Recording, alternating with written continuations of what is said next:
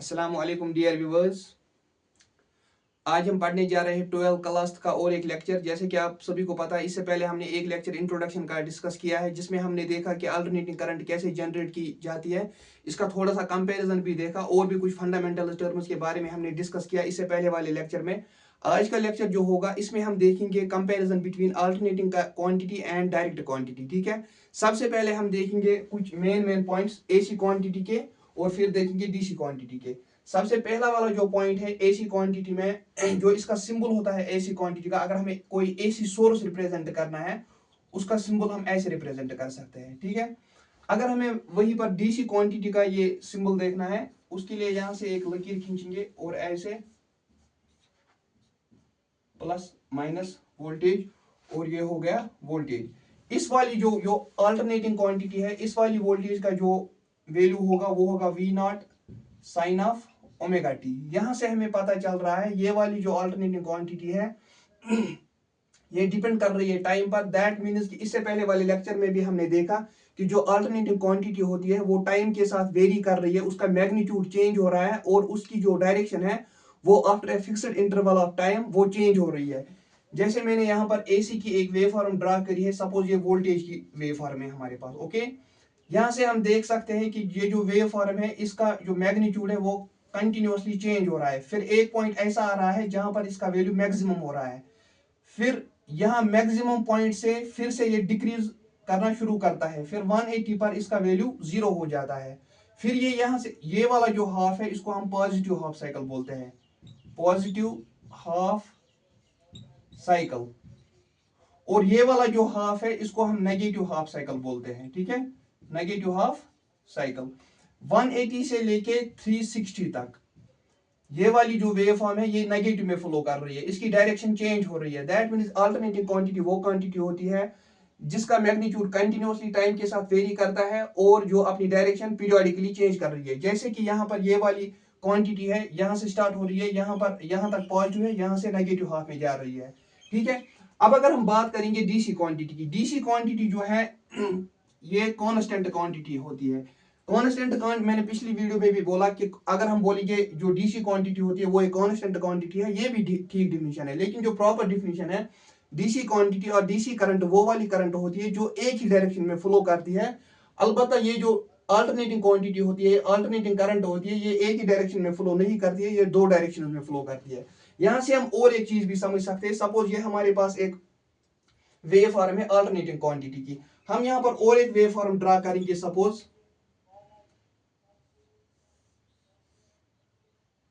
We of T, जो कि time पर डिपेंडेंट है। यहां से हम सपोज हमने लिया इसका जो वैल्यू है ये 5 वोल्ट है और यहां से -5 वोल्ट इसका मैक्सिमम वैल्यू है। ठीक है, जो अपर पीक है, पॉजिटिव हाफ का पीक जो है वो 5 वोल्ट है और जो नेगेटिव हाफ का पीक है वो -5 वोल्ट है। यहां से कंटिन्यूअसली 5 वोल्ट रह रहा है, या तो ये नीचे -5 रह रहा है। अगर हम मैग्नीट्यूड की बात करेंगे वी की, वो 5 वोल्ट है। ठीक है, मैग्नीट्यूड कांस्टेंट है, लेकिन उस हिसाब से हम बोलेंगे ये डायरेक्ट क्वांटिटी है, लेकिन वो डेफिनेशन गलत है। इससे पहले भी मैंने बोला कि जो अल्टरनेटिंग क्वांटिटी होती है वो पीरियोडिकली अपनी डायरेक्शन चेंज करती है, वो बाय डायरेक्शनल होती है। इस वेव फॉर्म को देखने से हमें पता चल रहा है ये पॉजिटिव हाफ में भी फ्लो कर रही है और ये नेगेटिव हाफ में भी फ्लो कर रही है। That means it is an AC quantity. Okay, वैसे ही अगर हम यहां पर और एक वेव फॉर्म देखेंगे, सपोज मैं और एक वेव फॉर्म यहां पर ड्रा करूंगा, ये पॉजिटिव है, ये भी पॉजिटिव है, ये भी पॉजिटिव है, इसका मैग्नीट्यूड चेंज हो रहा है। उस हिसाब से हम बोलेंगे ये वाली जो क्वांटिटी है ये अल्टरनेटिव क्वांटिटी है, but that's not correct. Actually it is the combination of AC plus DC, but ultimately it is treated as DC. ये वाला जो इसमें एसी कंपोनेंट होता है इसको हम बाद में फिल्टर आउट करते हैं। ठीक है, ये जो एसी होता है, ये एसी कंपोनेंट जो इस वाली डीसी क्वांटिटी में प्रेजेंट है, इसको हम रिपल बोलते हैं। That means it is unwanted component which is removed by using filter. Filter पर हम कभी इसके बाद आने वाले लेक्चर्स में कभी डिस्कस करेंगे फिल्टर कैसे काम करता है and how it filters out this AC component from this DC quantity. Okay, यहां से हमें मेनली ये पता चला जो अल्टरनेटिव क्वांटिटी होती है उसका मैग्नीट्यूड टाइम के साथ वेरी कर रहा है और वो बाई डायरेक्शनल होती है, लेकिन जो डीसी क्वांटिटी होती है वो यूनिडायरेक्शनल होती है। ठीक है, सबसे पहले कंपैरिजन हमने ये देखा और एक कंपैरिजन ये भी देखा, जो एसी क्वांटिटी का सिंबल होता है वो ये वाला होता है, और जो डीसी क्वांटिटी का सिंबल होता है वो यहां पर मैंने ड्रा करा है। दूसरा चीज हम यहां से देख सकते हैं, सपोज अगर हमारे पास एक सर्किट है, इसमें बल्ब लगा हुआ है, लेकिन यहां पर हमने एक अल्टरनेटिव सोर्स कनेक्ट किया हुआ है, ठीक है, V0 sign of omega T. यहां से जब हम एक अल्टरनेटिव सोर्स कनेक्ट करेंगे उस टाइम जो करंट फ्लो होगी वो भी अल्टरनेटिंग नेचर की होगी। अब अगर हम यहां पर एक बल्ब के साथ एक डीसी सोर्स कनेक्ट करेंगे, इस टाइम जो करंट फ्लो होगी वो भी डायरेक्ट नेचर की होगी, डायरेक्ट क्वांटिटी वो भी होगी, ठीक। यहां पर जो करंट फ्लो करेगी वो भी अल्टरनेटिंग नेचर की होगी, ठीक है। यहां से हम देख सकते हैं, जो सपोज ये वोल्टेज है हमारे पास, जो मैंने जिसका ये जो इक्वेशन उसकी मैंने यहां पर लिखी है, 0 से लेके 180 तक ये पॉजिटिव हाफ में फ्लो करेगी। दैट मीन्स 0 से लेके 180 तक इस वाले सर्किट में जो इलेक्ट्रॉन जो करंट फ्लो करेगी, सपोज वो इस डायरेक्शन में फ्लो करेगी, ठीक है। लेकिन 180 से 360 तक जो इसमें डायरेक्शन ऑफ करंट है वो चेंज हो जाएगी, वो इसके अपोजिट हो जाएगी। सिंस हमें पता है जो ये भी और एक कंपैरिजन है इसका, जो अल्टरनेटिव क्वांटिटी होती है इसकी फ्रीक्वेंसी होती है 50 हर्ट्ज, ओके, 50 हर्ट्ज। ये जो 50 हर्ट्ज है इसका मतलब है जो हमारी यहां पर अल्टरनेटिंग वेव है, अल्टरनेटिंग क्वांटिटी की जो वेव है वो 1 सेकेंड में 50 साइकिल्स कंप्लीट करती है। जैसे कि यहां से लेके यहां तक हमारा एक साइकिल बन रहा है, ऐसे ही 50 साइकिल्स, ये जो हमारी अल्टरनेटिव क्वांटिटी है 1 सेकेंड में ऐसे ही 50 साइकिल्स ट्रेवल कर रही है, ठीक है। 50 हर्ट्ज कहने का वही मतलब है। वायर जो डीसी क्वांटिटी होती है इसमें फ्रीक्वेंसी का कोई कंसेप्ट नहीं होता है, इसमें फ्रीक्वेंसी 0 हर्ट्ज के बराबर होती है, ओके।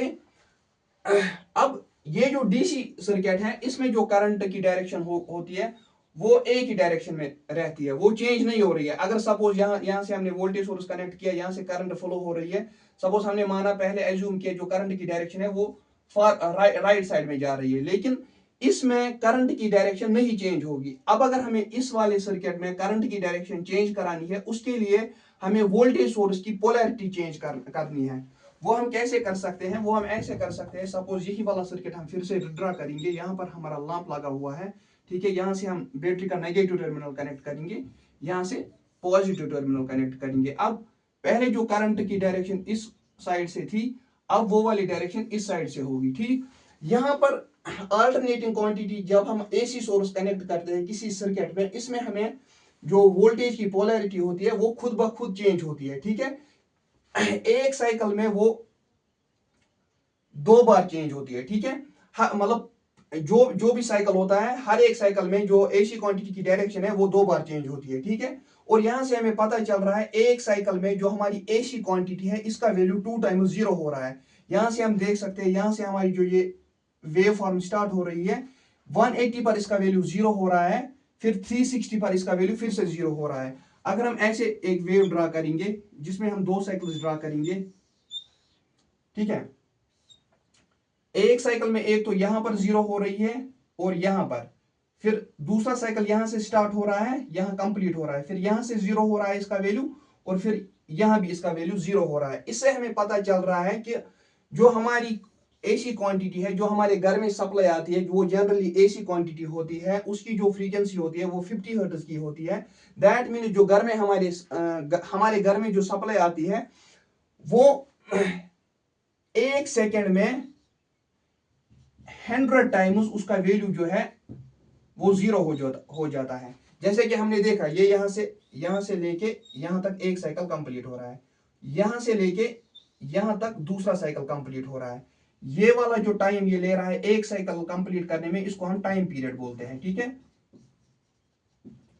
फिर यहां से यहां तक दूसरा साइकिल कंप्लीट हो रहा है, ये फर्स्ट साइकिल है, यहां पर सेकंड साइकिल है। हर एक साइकिल में हमारी जो वेव है वो 2 बार 0 हो जाती है, ठीक है। लेकिन हमें पता है सिंस फ्रीक्वेंसी 50 हर्ट्ज है, उसका मतलब है हमारी जो घर में वेव आती है, हमारी जो घर में मतलब सप्लाई आती है, वो 1 सेकेंड में 50 साइकिल्स कंप्लीट करती है।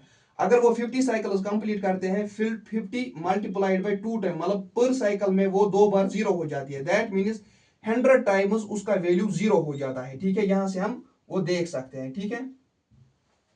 फिर यहाँ से ये वाला क्वेश्चन भी अराइज होता है, जो हमारे घर में सप्लाई आती है उस मतलब जो मतलब उससे हम हमारे घर में बल्ब जलते हैं, फिर वो बल्ब हमें जला जला ही क्यों दिखता है, वो हमें मतलब बुझा बुझा क्यों नहीं दिखता है, क्योंकि मतलब जो इसका वैल्यू है अल्टरनेटिंग क्वांटिटी का, 1 सेकंड में 100 टाइम्स उसका वैल्यू 0 हो जाता है। दैट मीन्स कि हमें मतलब दिखना चाहिए था फिर कि मतलब इसका वैल्यू 0 हो रहा है, लेकिन जो हमारा बल्ब घर में होता है वो कंटिन्यूअसली ग्लो करता है। उसके पीछे क्या रीजन है वो यहाँ पर मैं थोड़ा सा और मैं यहाँ पर एक्सप्लेन करना चाहूंगा। उसके लिए आपको इस वाली वेव फॉर्म को देखना,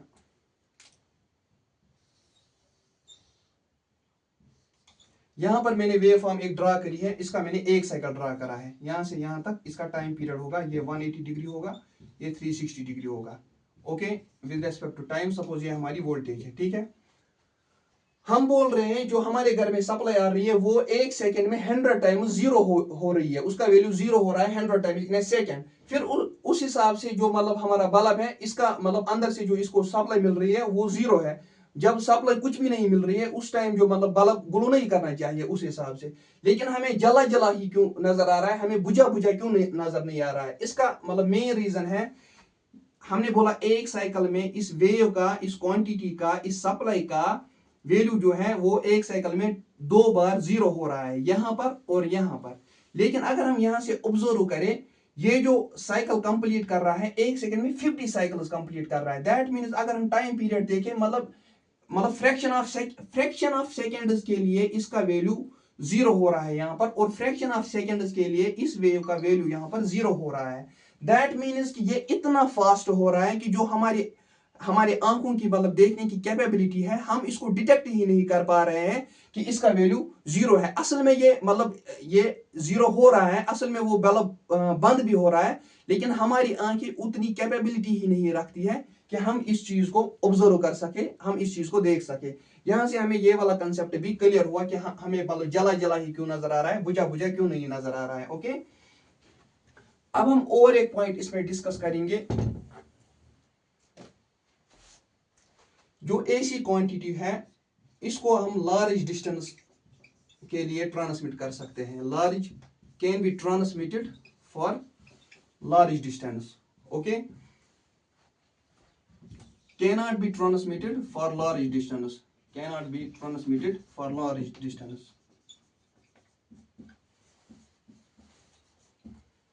आप लोगों ने देखा है हमारे घर में जो सप्लाई आ रही है वो किसी मतलब जो ग्रिड स्टेशन होता है वो बहुत ही दूर किसी जगह पर लोकेट होता है, लेकिन वहां से हमारे घर में सप्लाई आती है। हमें ये चीज पता है वो एसी क्वांटिटी होती है, वो डीसी क्वांटिटी नहीं होती है। उसका रीजन हम समझेंगे, वो मतलब एसी क्वांटिटी, हम एसी ही लार्ज डिस्टेंस के लिए क्यों सप्लाई करते हैं, डीसी को क्यों नहीं करते हैं। सपोज अगर लार्ज डिस्टेंस, जब जो रेजिस्टेंस होती है वो डायरेक्टली प्रोपोर्शनल होती है लेंथ के। अगर डिस्टेंस, अगर ये लेंथ बहुत ज्यादा होगी, अगर लेंथ बहुत ज्यादा होगी, अगर लेंथ इंक्रीज हो रही है, अगर हमें 10 किलोमीटर 20 किलोमीटर, वो फिर भी हम मतलब अप्रोप्रिएट डिस्टेंस लेंगे। लेकिन अगर हम देखेंगे एक्चुअल में जो ग्रिड स्टेशन लोकेट होता है वो बहुत दूर होता है घर से, ठीक है। अब अगर हम यहां से देखें, जब लेंथ इंक्रीज होती है उसकी वजह से जो रेजिस्टेंस का वैल्यू है वो भी इंक्रीज होता है, ठीक है। और हमें पता है जो पावर लॉस होता है वो होता है बराबर P is equal to I square R. ये होता है हमारा पावर लॉस और एनर्जी लॉस और हीट लॉस हम जिसको बोलते हैं। ओके, जब रेजिस्टेंस का वैल्यू ज्यादा होगा इस हिसाब से ये जो हमारा पावर लॉस होगा ये बहुत ज्यादा होगा। दैट मीन्स अगर हम डीसी क्वांटिटी को और लार्ज डिस्टेंस ये ट्रांसमिट करेंगे उस वजह से जो हमारा लॉस होगा वो बहुत ज्यादा होगा। अब हम देखेंगे एसी क्वांटिटी को हम लार्ज डिस्टेंस के लिए क्यों मतलब ये ट्रांसमिट करते हैं। इसका सीधा सीधा सा रीजन है, इस एसी में हम एक डिवाइस यूज करते हैं जिसका नाम है ट्रांसफार्मर, ठीक है। It is used to step up और it is used to step down the voltage. Okay, step down the voltage. ये ट्रांसफार्मर हम आगे वाले लेक्चर्स में अच्छे से डिस्कस करेंगे, वहां पर एक्चुअल वर्किंग हम इसकी देखेंगे। लेकिन यहां पर आप इतना याद रखो, ये जो ट्रांसफार्मर होता है इसका काम होता है या तो ये वोल्टेज लेवल को अप करता है या तो ये उसको डाउन करता है, ठीक है।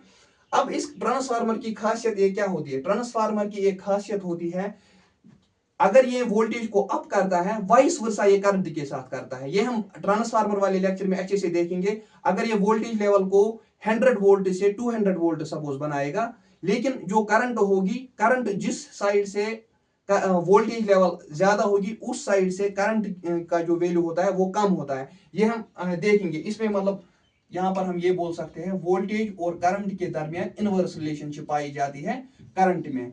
ये कैसे होता है ये हम आगे वाले लेक्चर में डिस्कस करेंगे। फिलहाल हम देखेंगे अगर हमने वोल्टेज को इंक्रीज किया, अगर हमने ट्रांसफार्मर से हम मतलब कोई भी डिजायर्ड वैल्यू ले सकते हैं, वो डिपेंड करता है फिर नंबर ऑफ टर्न्स पर। मैंने पहले ये बोला, वो हम आगे वाले लेक्चर में डिस्कस करेंगे। यहां पर आप इतना याद रखो, एसी क्वांटिटी हम लार्ज डिस्टेंस के लिए मतलब ये सप्लाई करते हैं, उसका रीजन सबसे बड़ा है, इसमें हम ट्रांसफार्मर का यूज करते हैं। वो एक ऐसा डिवाइस होता है विच कैन स्टेप अप और स्टेप डाउन द वोल्टेज। अगर और ट्रांसफार्मर में एक चीज पाई जाती है, एक रिलेशन पाई जाती है, वोल्टेज और करंट के दरमियान इनवर्स रिलेशनशिप पाई जाती है। ओके, इस हिसाब से अगर ये सपोज हमारा ग्रिड स्टेशन है, ओके, यहां से हमारी जो मतलब यहां पर हमें जनरेटर एक लगा हुआ है, ओके, जो कि एक एसी सोर्स है, ओके।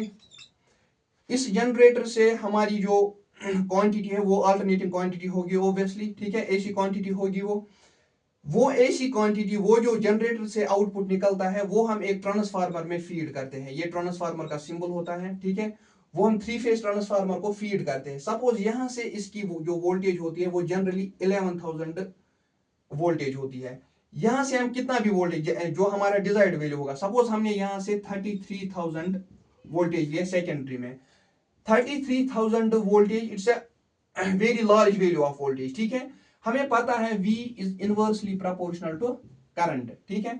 अब अगर करंट, ये जो वोल्टेज लेवल हमने अप करी है bye means of transformer, with the help of transformer, इस हिसाब से जो करंट का वैल्यू होगा वो बहुत कम होगा। जब वोल्टेज ज्यादा होगी, करंट बहुत ज्यादा कम होगी। जब करंट कम होगी, उस हिसाब से जो हमारा पावर लॉस होता है, आई स्क्वायर और लॉस, जब हमारी करंट बहुत ज्यादा कम होगी, उस हिसाब से हमारा पावर लॉस जो होगा वो बहुत ही डिक्रीज होता है। और यहां से हम एनर्जी का सेवेज भी करते हैं। यहां पर हमें एनर्जी लॉस ज्यादा होता है, इसीलिए हम डीसी क्वांटिटी को फॉर लार्ज डिस्टेंस ये ट्रांसमिट नहीं करते हैं। लेकिन यहां से हमने देखा bye means of transformer we have transmitted the AC quantity or a large distance। अब आपके दिमाग में या आपके जहन में ये वाला क्वेश्चन भी अराइज होना चाहिए, डीसी के लिए हम ट्रांसफार्मर का यूज क्यों नहीं करते? वहां पर भी हम ट्रांसफार्मर का यूज करेंगे, वहां भी हम स्टेप अप और स्टेप डाउन करेंगे।